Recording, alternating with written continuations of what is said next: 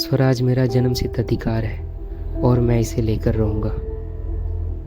इतिहास वीरों की गाथाओं से भरा पड़ा है, लेकिन कुछ कहानियां ऐसी होती हैं जो समय के गर्त में दब तो जाती हैं, पर उनका रहस्य कभी समाप्त नहीं होता। छत्रपति शिवाजी महाराज की मृत्यु भी ऐसे ही एक रहस्य है जो आज भी लोगों के मन में अनगिनत सवाल छोड़ गया है।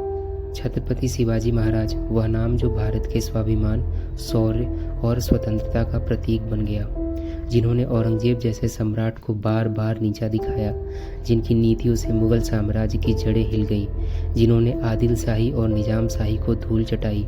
ऐसे महान योद्धा का अंत क्या वाकई सिर्फ एक आम बीमारी से हो सकता है, या इसके पीछे कोई गहरी साजिश थी? सन 1680 का वर्ष, रायगढ़ का किला। शिवाजी महाराज दिन ब दिन कमजोर होते जा रहे थे। कहा जाता है कि उन्हें डिसेंट्री यानी पेट की एक गंभीर बीमारी ने जकड़ लिया था। उनके शरीर की शक्ति धीरे धीरे क्षीण होती जा रही थी। वैद्यराज, हकीम, मंत्र तंत्र सब विफल हो गए थे। पर क्या वाकई ऐसा था? क्या रायगढ़ जैसे अजय किले के भीतर कोई ऐसा व्यक्ति प्रवेश कर सकता था जो महाराज के भोजन या जल में विष मिला दे? क्या उनके अपने ही महल के भीतर कोई विश्वासघात कर सकता था?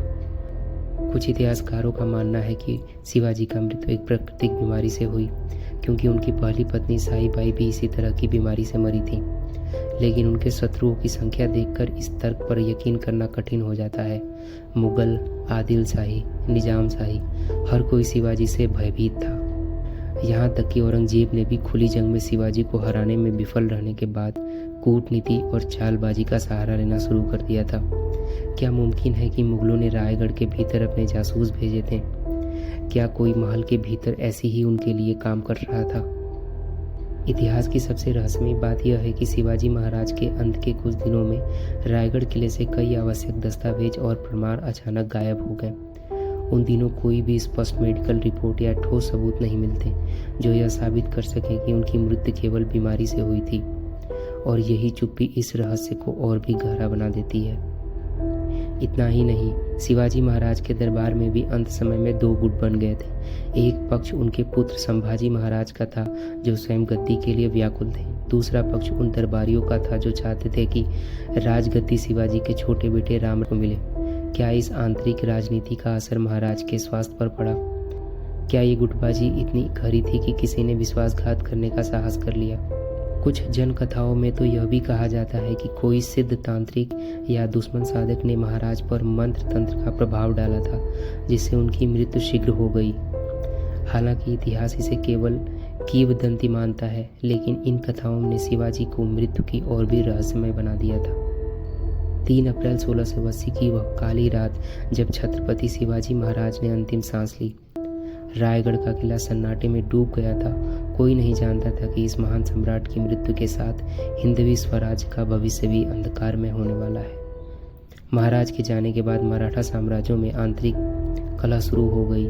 संभाजी का राज्याभिषेक हुआ, मगर शत्रु दरवाजे तक पहुंच गए थे। शिवाजी के निधन के साथ ही उस स्वराज का स्वप्न, जिसे उन्होंने वर्षों तक अपनी तलवार और नीति से सींचा था, एक बार डगमगाने लगा। आज भी इतिहासकारों के बीच यह विवाद बना हुआ है कि उनकी मृत्यु का असली कारण क्या था। क्या वह वास्तव में एक साधारण बीमारी का शिकार हो गए थे, या उनके शत्रुओं की कोई गहरी साजिश थी, या शायद उनके अपने ही लोगों में कोई गद्दार छिपा था?